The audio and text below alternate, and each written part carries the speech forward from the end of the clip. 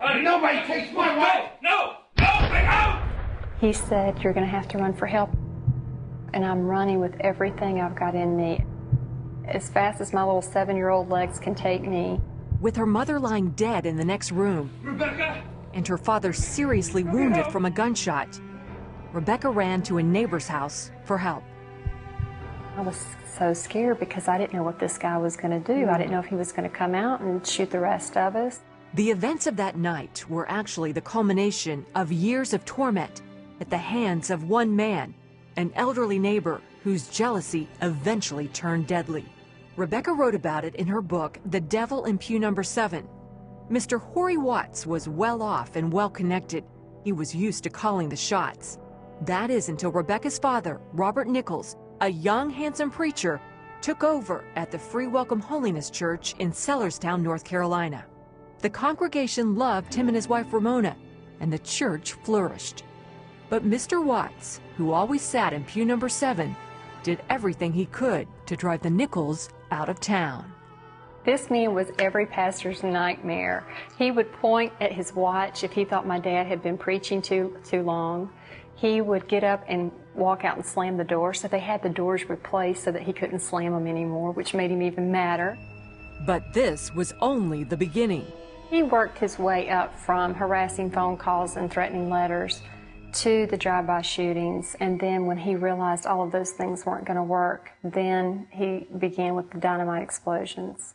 And we had 10 explosions in 2.5 years around our church and our home. One of the explosions shook the house so hard, her baby brother's life was put in danger. That explosion blew out 2 or 3 windows in that room where my brother was sleeping. He was just a little baby. And my mom would read Psalms 91 to me about how God would cover you with his feathers, that his angels would watch over us. And my brother did not have one piece of glass on him. Although the Nichols knew who was terrorizing them, they couldn't prove it, and the police moved painstakingly slow on the case. But instead of taking matters into their own hands, Rebecca watched her parents pray for Mr. Watts, praying for this hard-hearted man to come to Jesus.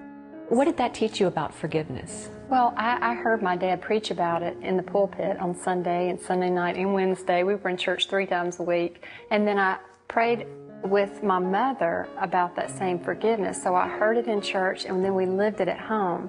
So their example to me was just amazing, how they weren't just preaching it, they were living it.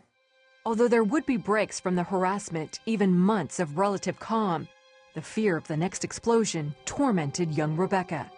How did you sleep at night? I had a hard time sleeping at night. I would always try to crawl into my parents' bed.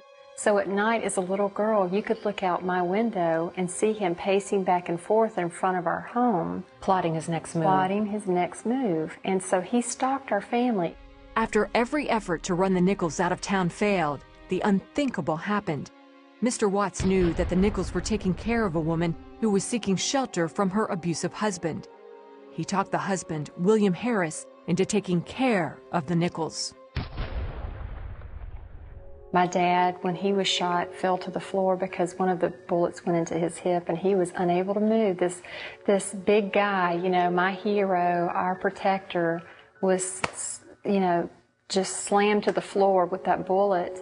Although Rebecca's father survived the shooting, her mother didn't make it.